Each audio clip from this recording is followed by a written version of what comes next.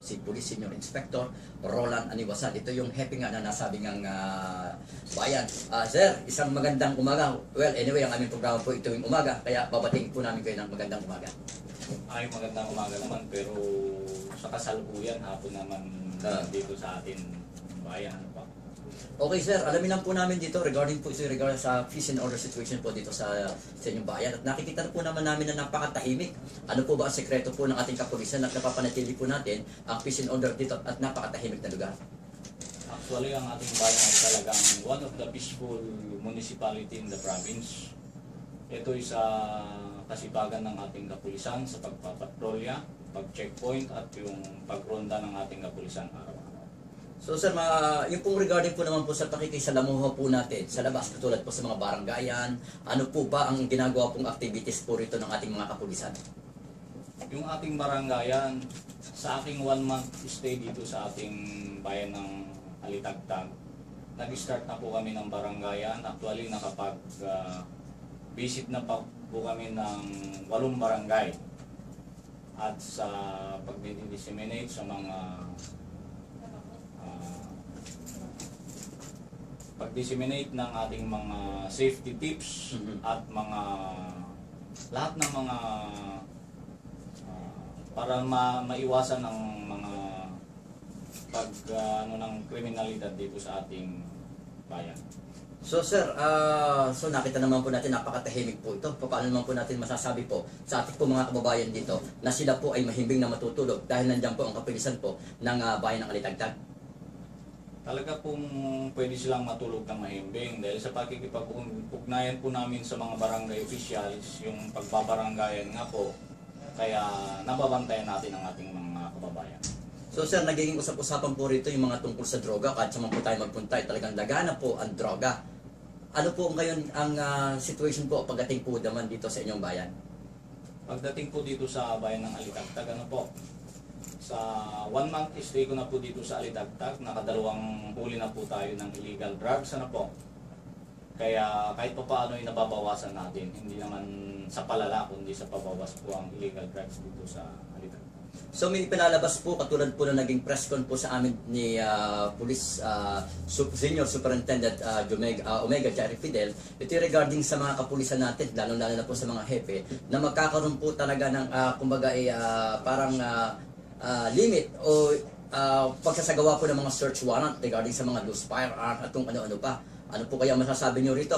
Kasi ito po ay parang gagawin po nila this coming December.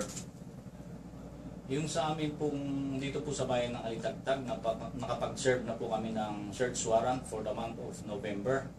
Kaya next month siguro mag-prepare ulit kami para sa activity ng search warrant. Okay, kasamang Bong, baka may katanong mga kay sir? Okay sir, may mga datos pa tayong hawak na kaso po dito, mga ilan na po sa ngayon sa statistic po natin? Yung mga index crimes sa ngayon po ay mga traffic accident, mga petty crimes lang po. Yung nabanggit ko kanina, yung sa non-index, doon po papatak yung Republic Act 9165, yung pag-serve namin ng SW at yung pag-huli sa personalities ng drugs. Hepe, para lang po siguro sa kabatiran po ng ating mga taga-subaybay. Ano po ba ang ibig sabihin pag sinabing index crime at pag sinabing non-index crime? Pakipaliwanag lang po para sa mga tagapakinig po natin at sa mga nanonood po sa atin. Ay katulad po ng nabanggit po kanina, Opo. yung tinatawag na index crime, yung mga murder, homicide, Okay. crimes against person and properties. Okay. While the non-index ay yung mga police initiative operations. Ayun, okay. Okay, may Hepe, baka po meron po tayong huling message sa ating mga kababayan, lalo-lalo sa Alitagtag, at na hindi po namin nabanggit at meron po kayong gustong iparating sa kanila, nasa inyo po ang pagkakataon. Gusto ko po lang iparating sa mga gun owners, yung mga firearm holders na meron po tayong caravan sa Batangas PPO sa March ay November 19 hanggang 21. Okay. Lahat po inaanyayahan para sa caravan. 1 day, ilan days yun? 3 days caravan para po sa license to own and possess firearms. So, Hepe, liwanagin lang po. yun po bang mga walang lisensya o yung mga loose firearm po ba? Ano po ba yan? Pag sinabing caravan po ba, para saan po ba yan? Para po sa gustong magkaroon ng baril Ayun. at sa mga meron ng baril. Mhm. Yun po ang kailangan. Meron ng baril na palilisensyahan. At yung gustong mag-renew. At Yung gustong mga mag-renew. ng firearms. Kahit- Kailangan po ngayon ang license to own and possess firearms. Okay na po ba kahit expired yung mga license po nila? Let's say sabihin na natin ilang taon nang expired. Okay po bang dito sa caravan na ito na safe sila? Hindi sila mahuhuli? Yan naman kasi sa karapan na yan ay kailangan lang pang kumuha ng lisensya. License to own Okay. and possess. Okay. Kaya kahit wala kang baril, pwede kang kumuha dyan. Pwedeng kumuha. Pwede kumuha para ikay lisensyado para magkaroon ng baril. Paano po yung may baril pero walang lisensya? Pwede rin ba yun? Sa Medyo ngayon, ibang wala- usapan pa yun. Ibang usapan po yan kasi Oo. sa ngayon wala pa pong yung Lumalabas Amnesty. na, amnesty program para Okay. sa mga loose firearms. Okay. Pero kahit wala kang baril, kung gusto mong magkaroon, pwede pong Mag-apply doon. Magkano po ang gagastusin ng atin ng mga kababayan na gusto magkaroon ho ng sariling baril sa pamamagitan po ng caravan na yan? Ang pagkakaalam ko po ay, pero malalaman naman natin doon sa area. mga doon na. Mhm. Okay.